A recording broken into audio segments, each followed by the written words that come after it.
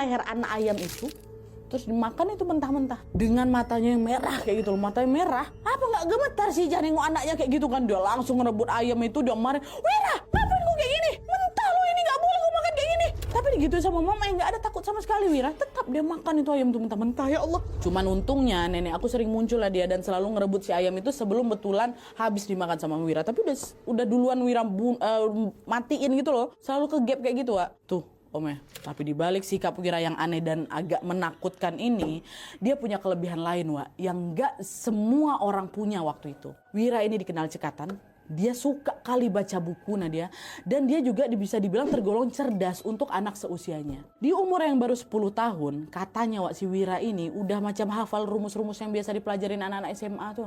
Bisa dia. Orang-orang di desa pun sering bilang kalau si Wira ini anaknya luar biasa memang Nat. Tapi sebagai seorang ibu, Ija sendiri yang paling tahu luar biasa di sini bukan cuma soal kepintaran aja, melainkan pasti ada sesuatu yang lain yang ada di dalam diri anak aku. Selain dikenal dengan dua hal itu, Wak, Wira ini juga tipikal anak yang nggak bisa nahan marah gitu. Pernah suatu hari ya, Wak, ya, dia ini dengan sengaja dicangkulnya kaki bapak aku dia, kaki Ilham adiknya itu, sampai berdarah-darah lah kaki Pak Ilham nih. Cuma gara-gara Ilham ngajak si Wira bercanda waktu mereka lagi nanam ubi. Cuma gara-gara itu dicangkulnya kaki adiknya. Dan ketika ditegur, Wak, Wira ini sama sekali nggak ngerasa bersalah juga. Dia cuman, kok nih apa ngapain kok gitu kan adek kok? Dia diam aja, tatapannya kosong. Nanti di hari-hari berikutnya meledak-ledak lagi tuh amarahnya tanpa alasan yang jelas. Nah, sejak kejadian itu, Ija berusaha menenangkan diri. Udahlah, mungkin Wira cuma kepancing emosi aja. Kayak dia juga nggak mungkin lah ada niat buruk sama adiknya sendiri gitu kan, sama Pak Ilham. Nah, pikiran itulah yang akhirnya membuat Ija memaafkan Wira dan tetap merawatnya dengan kasih sayang. Di saat yang sama, Ija dan Risman ini juga masih terus menyiapkan kopi dan juga ayam hitam waktu malam Jumat. Mereka macam kayak nggak mau ngambil resiko lah. Sampai Ilham juga udah lahir apa segala macam, ditaruh terus di sana. Nah, setelah berusaha berdamai dengan kondisi Wira, ditambah lagi juga tetap ngasih kopi sama ayam hitam ke sosok si harimau tadi itu, hidup keluarga Risman berjalan baik-baik saja. Seiring berjalannya waktu, Wira udah mulai jarang juga ngelakuin hal-hal aneh. Nah, waktu usia udah menginjak remaja, kebiasaan anehnya pun berhenti total dan dia ini tumbuh seperti anak-anak normal lainnya. Udah jadi normal lagi lah. Udah nggak aneh lagi. Nah, pada saat dewasa, Wira juga sudah menikah dan dia juga sudah memiliki keluarga yang harmonis. Sedangkan Ilham juga sudah menikah dan membina rumah tangganya sendiri. Nah, pas anak-anaknya sudah dewasa, Risman, ayahnya mereka ini meninggal dunia karena faktor usia. Sementara Ija, alhamdulillahnya masih sehat dan masih membersamai anak-anak mereka. Dah, sampai sini semuanya memang aman-aman aja, Wak. Om Wira udah punya keluarga sendiri ya kan, dan nenek Ijah ini masih juga tetap ngasih kopi dan ayam hitam setiap Jumat malam. Sampai akhirnya pada suatu hari ada satu kejadian yang dialami sama Om Wira terkait sama masa lalunya dan hubungannya dengan sosok harimau yang selama ini ngikutin keluarganya. Datang lagi dia. Jadi pada suatu hari Om Wira sama istrinya ini baru aja pulang dari umroh ya kan. Nah, sebelum balik ke kampungnya, mereka transit di Jakarta dulu dan mampir ke salah satu masjid besar yang ada di sana. Nah, selesai sholat, tiba-tiba ada seorang ustadz yang nyamperin Om Wira. Nah, gak lama ustadz tuh bilang, Mas, kamu udah capek ya terus-terusan dijagain. Kalau kamu mau, bisa kok dilepas. Tapi kayak kamu gak bisa dilepas sepenuhnya memang. Paling cuma bisa ditutup matanya aja gitu. Itu kata si Ustadz ini.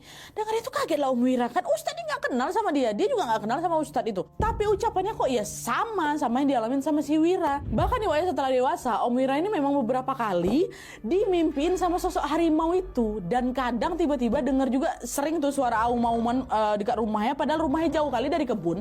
Dengar tuh suara auman. Dan selain itu Om Wira juga akhirnya tahu kalau kelahiran dia ini berhubungan sama kesalahan yang pernah dibuat sama ayahnya waktu berburu. Memang diceritain sama nenek Ijah, Wak. Nah, setelah dengar tawaran dari Ustadz tadi, akhirnya Om Wira ini pun bersedia untuk diruqyah. Iya, Ustadz, nggak apa-apa katanya gitu. Aku memang pengen lepas dari si sosok ini katanya. Nah, akhirnya setelah setuju, Pak Ustadz pun langsung meruqyah di hari itu juga.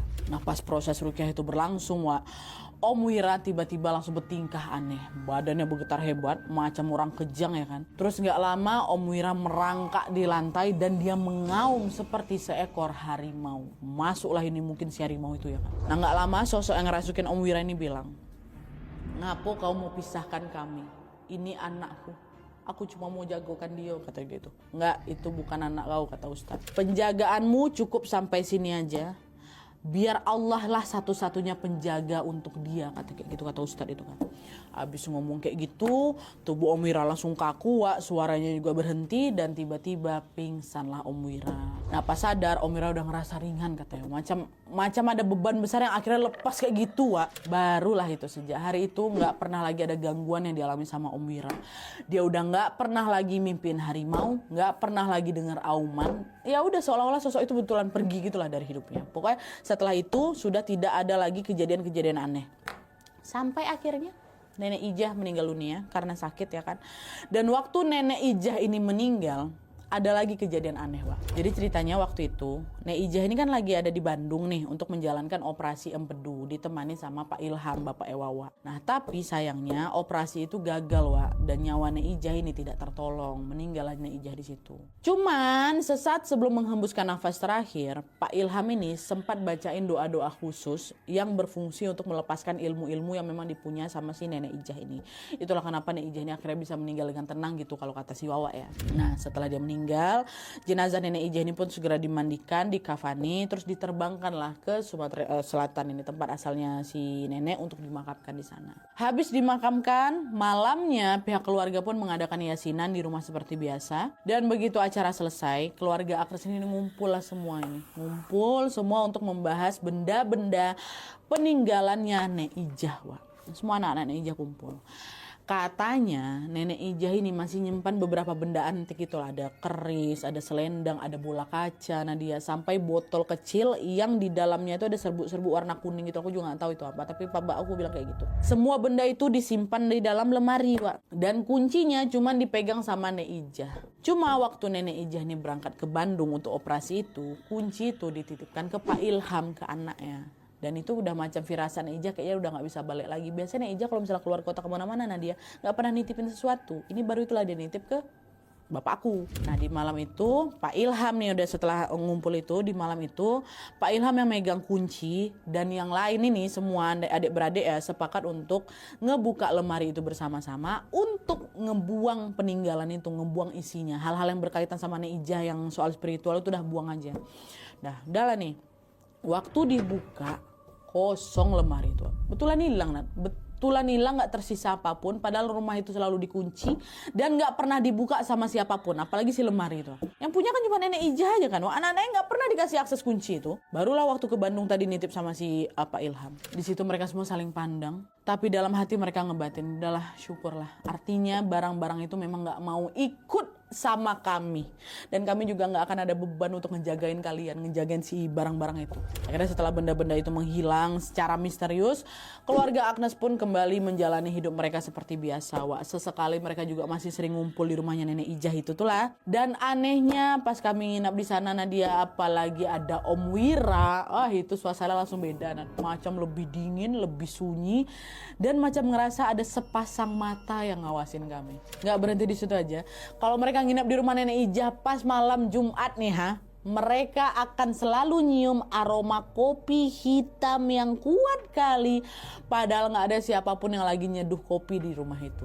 Tapi waktu aroma kopi itu kecium, bukannya takut kami yang ngerasa tenang gitu. Di situ akhirnya semuanya pada mikir, mungkin si sosok yang pernah terikat janji sama nenek ini belum sepenuhnya pergi. Cuman bedanya kali ini mungkin dia gak datang untuk minta kopi sama ayam hitam lagi. Melainkan dia datang untuk melepas rindu pada seseorang yang pernah dia anggap sebagai anaknya, yaitu Om Wira. Pokoknya setelah kejadian nenek itu kan nggak ada lagi yang taruh si kopi sama ayam itu. Cuma kalau kami datang di sana kayak bebersih gitu kan. Gue juga pernah tercium bau kopi, memang lekat kopi ada, dan hanya dalam rumah itu aja. Nggak ada satupun yang apalagi seduh kopi. Tapi suasana langsung tenang gitu, tenang, adem, ayem aja gitu. Itulah tadi dia rindu sama Om Wira mungkin ya. Oke, Wak, jadi itu tadi kisah tentang anaknya Nenek Agnes, di mana salah satu anggota keluarga pernah melakukan kesalahan dan terikat janji sama si sosok ini. Dari kisah ini kita bisa belajar kalau manusia itu selalu punya ruang untuk memperbaiki diri kan, Wak. Setelah kejadian berburu tadi, Nenek Ija sama kakek Risman ini kan dihantui rasa bersalah, rasa takut.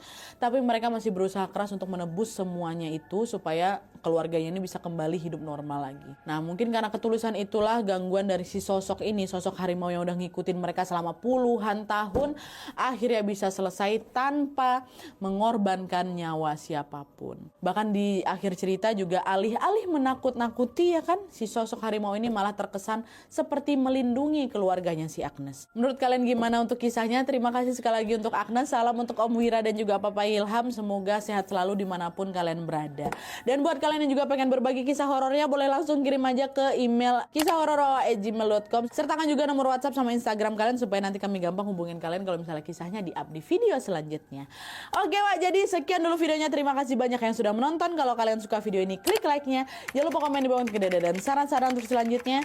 Jangan lupa nyalain notifikasi ya supaya kalian tahu kalau aku upload video baru. And as always, jangan lupa untuk klik tombol subscribe supaya kalian sama-sama tahu informasi menarik dan menegangkan dari channel aku. See you next video, Wak. Bye.